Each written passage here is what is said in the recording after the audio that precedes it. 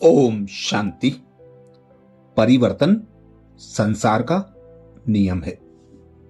सतयुग आया, त्रेता युग आया, द्वापर आया, कलयुग आया। अब कलयुग का भी अंत दिखाई पड़ने लगा है। कलयुग अंत की जो निशानियां हैं वह प्रत्यक्ष हो रही हैं। कहीं भूकंप है, कहीं बाढ़, कहीं आंधी तूफान, कहीं युद्ध है। तो हर जगह कुछ ना कुछ दुख अशांति का कारण बना हुआ है। चारों ओर हाहाकार मचा हुआ है। कहीं एक दूसरे से बिछड़ने का दुख, कहीं बड़ी बड़ी विकराल बीमारियों से ग्रसित लोग, कहीं कुछ अब हर ओर विनाशकारी दृश्य दिखाई देने लगे हैं। अपने सगे संबंधियों को भी अब तो मौत के घाट उतारने लगे हैं। तो ऐसा समय जिसे कलयुग की अति कहा जाए, यही समय कलयुग का अंत भी कहा जाता है। सृष्टि का शाश्वत नियम है कि कोई भी चीज हमेशा अपने मूल स्वरूप में नहीं रहती। बदलाव या परिवर्तन प्रकृति का नियम है। जैसे दिन के बाद रात और रात के बाद दिन आना तय है, उसी तरह सृष्टि चक्र में सतयुग के बाद त्रेता युग, द्वापर और फिर कलयुग क्रम से आना तय है। चाहे प्रकृति का बिगड़ता संतुलन हो या समाज में विलुप्त होती मानवीय संवेदनाएं और गिरता नैतिक चरित्र, कहीं ना कहीं विश्व परिवर्तन का स्पष्ट इशारा कर रहा है। समय रहते इसे गंभीरता से समझने की जरूरत है, क्योंकि यह बदलाव ईश्वरीय संविधान का हिस्सा है जो मानव के हित में है। धर्म ग्लानि के जो चिन्ह शास्त्रों में बताए गए हैं, वर्तमान में दुनिया की स्थिति उससे भी दयनीय और गंभीर हो गई है। मनुष्य का नैतिक और चारित्रिक रूप से इतना पतन हो चुका है कि ऐसे कार्यों का तो शास्त्रों, वेदों, ग्रंथों तक में उल्लेख नहीं है। प्रकृति भी दे रही है परिवर्तन के संकेत। सृष्टि के आदि में प्रकृति अपने मूल स्वरूप में थी, सतो प्रधान थी। हर तत्व सुखदायी था। समय के साथ प्रकृति भी बदलती गई। उसके पांचों तत्वों में मानवीय दोहन से विकृत होना शुरू हो गया। आज असमय ही बाढ़, भूकंप, तूफान, आगजनी आम बात हो गई है। ये सभी बातें प्रकृति के बदलाव अर्थात परिवर्तन की ओर संकेत कर रही हैं। संहार के बाद नव सृजन सृष्टि चक्र का नियम है। आज स्थिति यह है, बड़े महानगरों में शुद्ध पेयजल तक का अभाव होने लगा है। शुद्ध ऑक्सीजन की कमी होने लगी है। जंगल और पेड़ों की संख्या दिनों दिन घट रही है।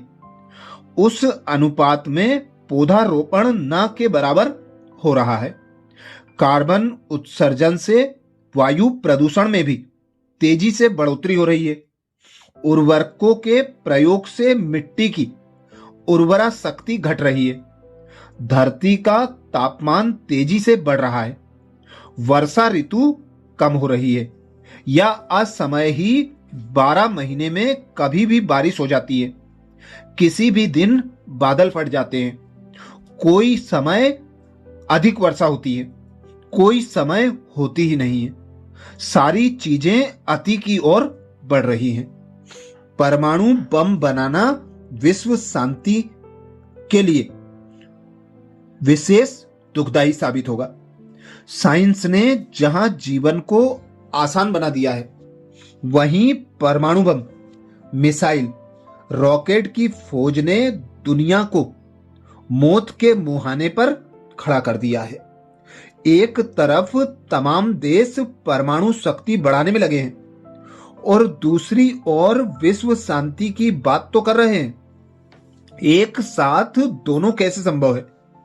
ऐसे में विश्व शांति की राह ही एकमात्र उपाय है। विश्व के लिए प्रत्येक व्यक्ति को अपने अंदर शांति के गुण को धारण करना होगा। व्यक्ति के कर्म इतने निम्न स्तर पर पहुंच गए हैं जिनकी कभी कल्पना भी नहीं की होगी। धर्म शास्त्रों में धर्म ग्लानि के जो चिन्ह बताए गए हैं उससे भी निम्न दर्जे की घटनाएं सामने दिखाई देने लगी हैं, जिससे हमारे मानव होने पर ही प्रश्न चिन्ह लग गया है।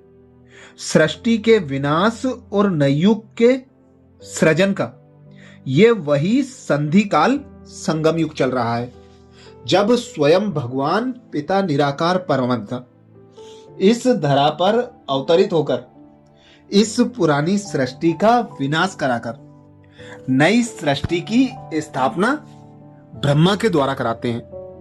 तो कलयुग का अंत और सतयुग के आदि का संगम का समय यही समय है।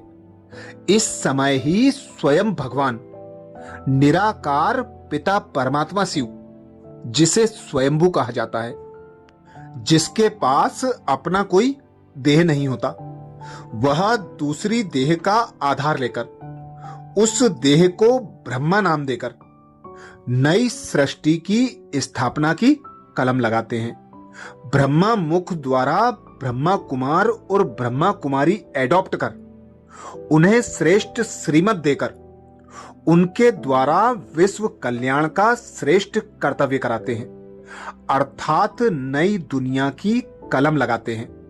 उन्हें श्रेष्ठ श्रीमत देकर, उन्हें राजयोग की शिक्षा देकर, उनके विकर्मों का विनाश कराकर, उनके आसुरी स्वभाव संस्कारों को भस्म कराकर देवीय गुणों से सजाते हैं, जिससे वे नई दुनिया सतयुग में जाने लायक बन जाते हैं।